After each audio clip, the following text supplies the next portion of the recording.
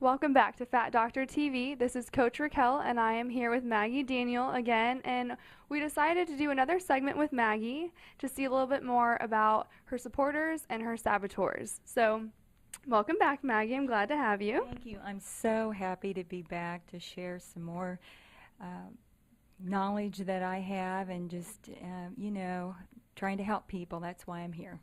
Great. Well, we're very glad for you to be here. And the first topic that we wanted to talk to you about is going to be more about what kind of support system did you have with your husband? Let's start off with that. How did that go? Well, I am so blessed because he cooks. I don't. And it's always been that way. I mean, I do know how to cook, but don't tell him, okay?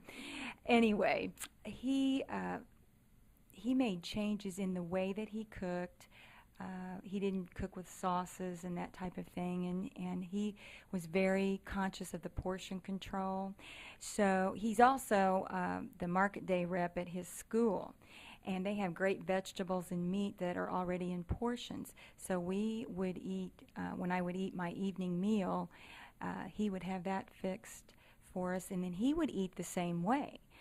So he actually lost 40 pounds while I was losing weight because he was cooking differently, and he would not bring in foods that he knew were problems for me, and he wouldn't even order dessert if we went to a restaurant because he knew that might bother me. That's a very, very supportive husband, and that's awesome. He also lost 40 pounds just by following in your footsteps and seeing the great success that you were having as well. Now, going more towards your parents or the other portion of your family, you've always dealt with weight, and it's been a fluctuation type thing your whole life. So your parents, I'm sure, were very, very excited to see you actually lose the weight and keep it off for as long as you have. So talk to us a little bit more about that as well. Have been wonderful. They thought I was going to die before they did. They were so worried about me. They were worried that I wouldn't even be able to do anything. So they've just been so sweet and so supportive. They've even given me Dress Barn gift cards and like, oh, are you sure you have enough clothes? And they've just been so proud of me that I almost feel like I'm marrying my daughter. They talk about their granddaughter all the time, my daughter Mary, and they talk about me a lot now because they're just so proud of the work that I've done in getting the weight off. But more importantly than that is the fact that I have good health, that I'm going to live a long, healthy life, and they see that. My mom said just this morning, you're not even the same person. You are so energetic. You are so alive. And that means a lot. Also, my husband's family have been very supportive and very interested in what I've been doing and very careful when we eat meals together. And they've said that, it's been an encouragement to them and they want to try to lose some weight and eat more healthy. And I said it's never too late. It doesn't matter what your age. Never too late. Absolutely. That is a true statement, in fact. I know a lot of people worry about when they're losing weight that they don't want to be the person that says, oh no, I can't have that to eat. I'm on a diet.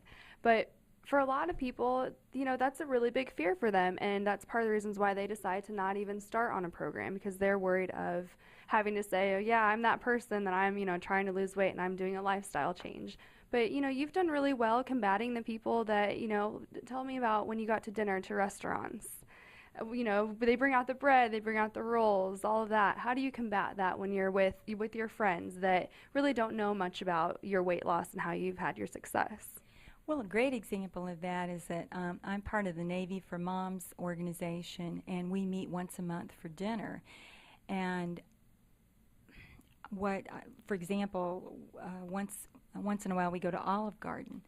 I would order a meal, and of course they always bring the breadsticks, but I never said too much, and these ladies knew that I was losing, and they thought that was great, but I didn't say, oh, I can't eat this, so, don't have it on the table. I would just pass it on. I also, in the early part of my diet, I was not eating the salad that they brought in the big bowl. I would get my own, and I would just ask nicely, for a salad with just lettuce and tomato. and light Italian dressing on the side, and so they would just bring me my own. I would just pass everything on that I didn't eat, and it just wasn't a problem. I focused on relationships. I focused on visiting with people rather than the food, and I think that makes a big difference. Absolutely. I know for the U.S., a lot of our meals or our get-togethers are surrounded with food. You know, if we have a birthday, there's cake. If, you know, there's a funeral, unfortunately, there's food. So, I mean, there's always food around. Doesn't always mean that you have to eat the food that is around, though. It just means that you can enjoy whoever's around you and take advantage of that social aspect of it. So let's talk a bit more about saboteurs and maybe not be so much of people, but more of the type of foods that you were consuming. I know that you have a list. She has a specific list that she writes down, you know, this is more of an addiction to you. This is something that she has to see of, you know, I no longer can have such and such because I know I'm going to eat the whole box full. So tell me a little bit more about that as well. Okay. One of the things I did, and I probably should have done this 40 years ago, but I didn't think about that at the time. I yo-yoed so many years, and it's a subconscious thing because I would lose weight and I would just go back to my old habits. Even though I knew that I was supposed to change my lifestyle, I thought I was. I thought I was doing that. But subconsciously, I would just go back to those old patterns, and then I didn't weigh myself daily or even weekly. Then I might have a doctor's appointment, get on the scales. Well, how did you gain that 15 pounds? Oh, it's just 15 pounds and I look fine. And then it would just creep up and up and up. And that's why I yo-yoed for so many years. This time, basically, I was looking at either live or die.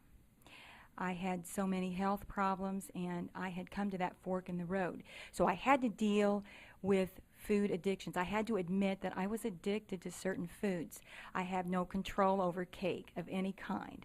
I have no control over wheat thins, and that may sound silly, but that's part of, you know, what I consider a trigger food or a food addiction. And I approach it just like an alcoholic would approach liquor. I don't touch certain foods. And it's not, I don't pass that on to anybody else and say, hey, I can't have this, so you can't. I have to be strong enough to say, no, I don't care for that, but I always have something else. I'll have one of my MetaFast snacks when there's dessert, and that doesn't mean I won't ever have any desserts. I might have a piece of pumpkin pie at Thanksgiving, but I'm not going to have any cake because I know that that's one of my food addictions. And I just have a list. I mean, even mashed potatoes is on that list. So I can have another kind of potato, but I just know from my past experience, I might wake up in the middle of the night and consume half a cake. That's an addiction. I knew the cake was in the house. I'd wake up, I'd think about it, I'd go down and eat it, pour a cup of coffee, and I just keep eating.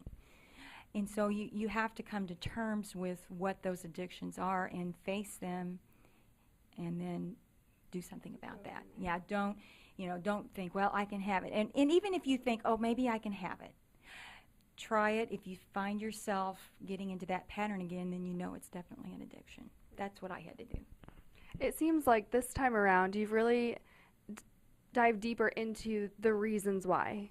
I think before when you were losing the weight in other programs, it was more of, well, I'm just going to lose this weight. I'm going to do what I'm supposed to be told. And then once I reach my goal, well, then I can go back to my normal habits. And I'm not going to figure out why am I emotional eating or why am I struggling during, you know, these months or during the holidays or whatever the reason was. So I think, you know, weight loss isn't always about what's around you. It's more about emotionally how you're feeling, what is going on in your surroundings that really do trigger what is going on in your life. So, Maggie, I wanted to thank you for being here again. And this is Fat Doctor TV, Raquel and Maggie. And it's always nice to be here. Thank you so much, and I hope to come back and visit with you again. Always remember to leave comments, and we love to hear from you. Any topics or concerns or motivation that you want to tell us about, we love to hear about it. Once again, thanks from Fat Doctor TV.